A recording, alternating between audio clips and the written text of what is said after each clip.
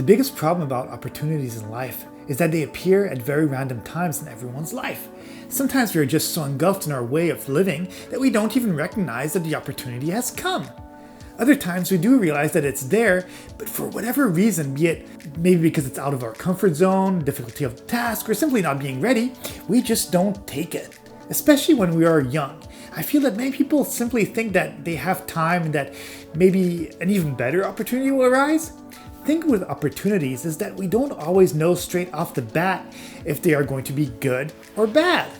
In the summer of 2003, I produced this martial arts short film called Rumble Densetsu. You gotta bear in mind, I was only 22 at the time, and people shooting their own short films on the Handycam were actually pretty rare in those days. We didn't have access to cell phone cameras like in today's day and age, and platforms such as YouTube wouldn't exist for another couple of years. So being young and thirsty to create stuff, I gathered a bunch of friends and friends of friends to make a short film. It took us about 2 to 3 months to complete it. Most people gave it their best, whereas some other people were purposefully not giving their best. I'd asked them to say a line in a specific way and they just didn't give it their whole. Again, 90% of the people believed in the project, but at 10% were not taking it seriously. Once the movie was completed, these same unmotivated people came back to me to apologize about their performance because the movie had turned out pretty awesome for the time. All this to say, opportunities can sometimes look like they really aren't that great because the ideas are so far-fetched. But if you decide to participate in something, it's best to give it one's best, because if the project turns out amazing, you don't want to be the weakest link in that project. Of course, if you are a beginner actor without headshots, a resume, and a demo reel, then please do yourself a favor and accept whatever you can get, because everybody has to start somewhere. Moreover, you will not be considered seriously for anything without the bare minimum essentials of having a headshot, resume, and a demo reel. At that point, accepting a bunch of pro bono work is okay. Everyone needs to build some credits. Also, being on set is an amazing opportunity to make new contacts. This industry is all about networking, so having a good set of people surrounding you is going to dramatically increase your chances of success. What's also pretty awesome about working with students, young people, indie filmmakers is that the same people who are doing super duper low budget movies are the same people that might become big directors one day. In the end, sitting at home won't gain you anything. That being said, you still have to take some things into consideration before getting into a project. Number 1, is it advancing your career? As mentioned before, beginner actors, especially super young, should accept most acting gigs, big or small, because they need the experience. Now, if you're a veteran actor and have a bunch of credits, then you can be pickier about it. At that point, you should really consider if it's worth your while. It really comes down to knowing if the gig will either pay for your time, the director is actually amazing, or you know that the project is so interesting, acting character-wise, that you will grow enormously from simply participating in it.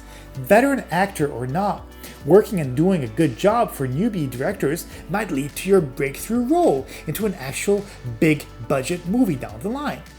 This reminds me of how Will Smith got the role of the Fresh Prince of Bel-Air. Before getting that role, he was actually pretty known in the rap world for having a couple of smash hits. Problem was that even though he was known, being young and naive at the time, he spent all of his money. So he was literally broke to the point of having to take the bus for transportation. But he still was famous and got invited to be interviewed on the Arsenio Hall show, where he met a person called Benny Medina, who in some ways is the real Fresh Prince. You see, Benny was born in the ghetto and ended up living with family members in Beverly Hills after having some youth problems. Benny Medina invited Will Smith to a house party at Quincy Jones's house.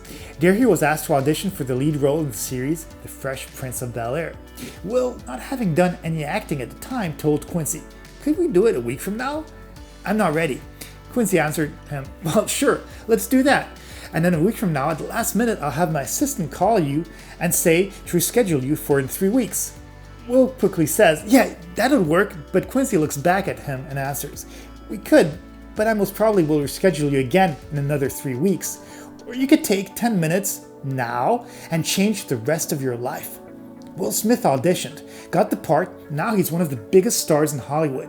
In some ways, life is simple. Sometimes opportunities come knocking at one's door, and it's up to us to open the door or leave it shut. Number 2, financial gain.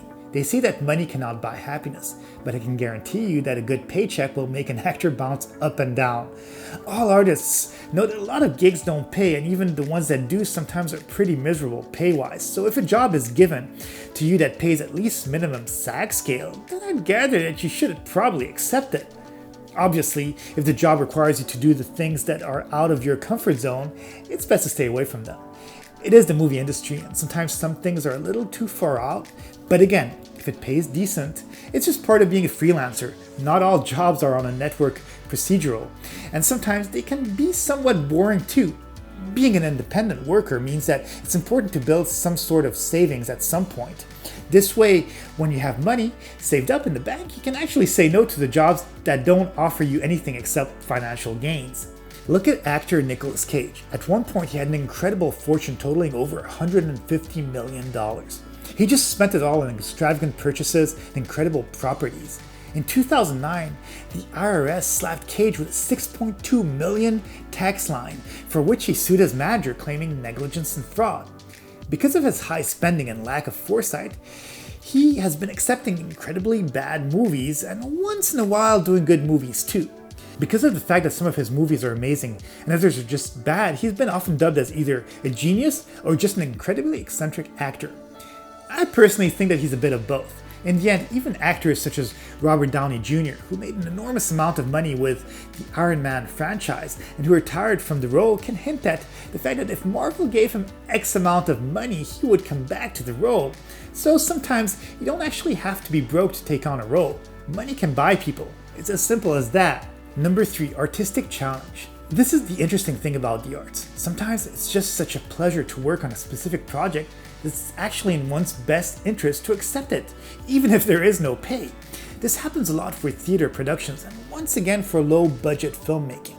In some ways, it's a sort of double-edged sword, because on one hand, acting is fun and amazing, even though it's a lot of hard work, but at the same time, we live in a world where money is king. We all need to pay our bills and get food in our stomach. At the same time, as an actor, everyone needs to get challenged at some time. Classes and practicing by oneself is great, but the biggest artistic growth actually happens when one is getting ready for a show or working on an actual set. Take for example the movie Wolf of Wall Street. Actor Jonah Hill got paid $60,000 to portray a role in the film, compared to his co-star Leonardo DiCaprio, who got paid $10 million to be in the movie. You might think that it's completely unfair. The thing is that you must understand is that at the time Jonah was really young and mostly known for being in comedies. This movie was directed by Martin Scorsese, and because of the opportunity, he was willing to do it for pretty much basic SAG scale just to get the experience. The fact of doing the role for such a cheap price, in Hollywood money standards of course, led him to being taken more seriously as a legitimate actor and allowed him to have bigger and better parts from that moment forward.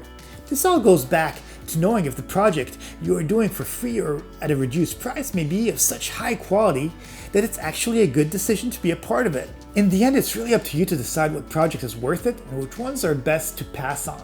Time is limited and so precious, even though we sometimes take it for granted. As always, please be sure to subscribe and smash that like button. If you enjoyed the video, please leave a comment too. Also, let me know if there's a specific topic that you would like me to research and talk about. I'd be glad to help you guys out. Have a great day, and I'll see you in the next video.